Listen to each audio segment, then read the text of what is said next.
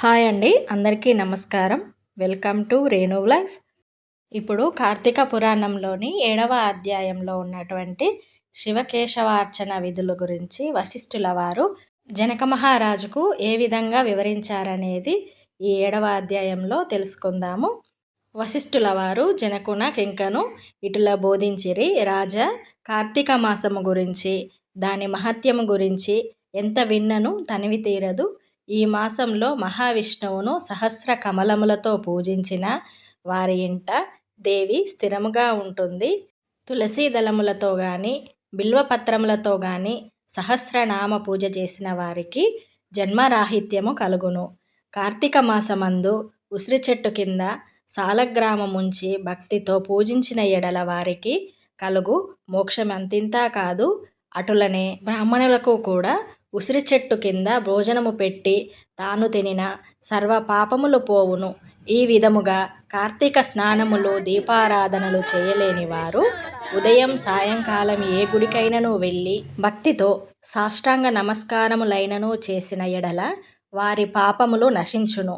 సంపత్తి గలవారు శివకేశవుల ఆలయములకు వెళ్ళి భక్తితో దేవతార్చన, హోమాదులు, దాన ధర్మములు చేసినచో అశ్వమేధయాగము చేసినంత ఫలము దక్కుటయే కాక వారి పితృదేవతలకు కూడా వైకుంఠ ప్రాప్తి కలుగును.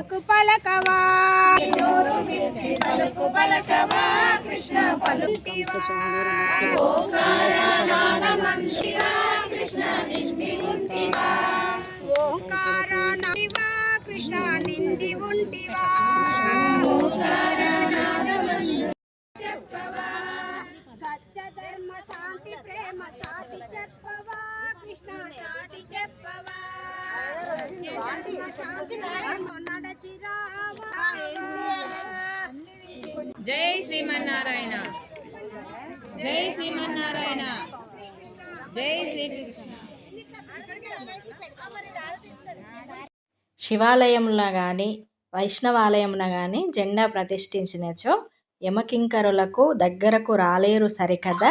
పెను గాలికి ధూళిరాసు లెగిరిపోయినట్టే కోటి పాపములైనను పటాపంచలై పోవును. ఈ కార్తీక మాసంలో తులసి కోట వద్ద ఆవు పేడతో అలికి వరిపిండితో శంకుచక్ర ఆకారములు గల ముగ్గులు వేసి నువ్వుల ధాన్యము పోసి వానిపై ప్రమిద నుంచి నిండా నువ్వుల నూనె పోసి వత్తిని వేసి వెలిగించవలెను. ఈ దీపము రాత్రింబవళ్ళు ఆరకుండా ఉండవలెను. దీనినే నందా దీపం అని అంటారు. ఈ విధముగా చేసి నైవేద్యం వండి కార్తీక పురాణము చదువుచుండిన ఎడల హరిహరులు సంతసించి కైవల్యమొసంగెదరు. అటులనే కార్తీక మాసంలో ఈశ్వరుని జిల్లేడు పూలతో అర్పించిన ఆయుర్వృద్ధి కలుగును.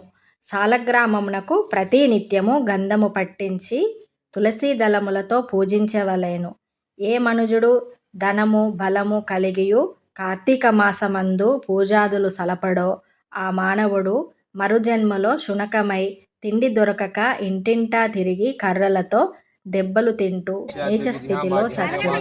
కావున కార్తీక మాసము నెల రోజులు పూజలు చేయలేని వారు ఒక సోమవారమైనను చేసి శివకేశవులను పూజించినను మాసఫలము కలుగును.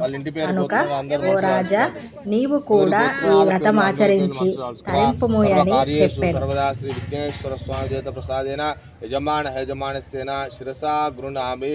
అందరు అస్మాకం అనుకోండి. సాకుటుంబాణ శుభకం శుభం. ఇట్లు స్కాంద పురాణాంతర్గత వశిష్ఠ ప్రోక్త కార్తీక మహత్య మండలి 7వ అధ్యాయము 7వ దిన పారాయణము సమాప్తం. ఈశానం సర్వవిఘ్న బ్రహ్మాధిపతిం బ్రహ్మణేస్తు సదాశివోహమే.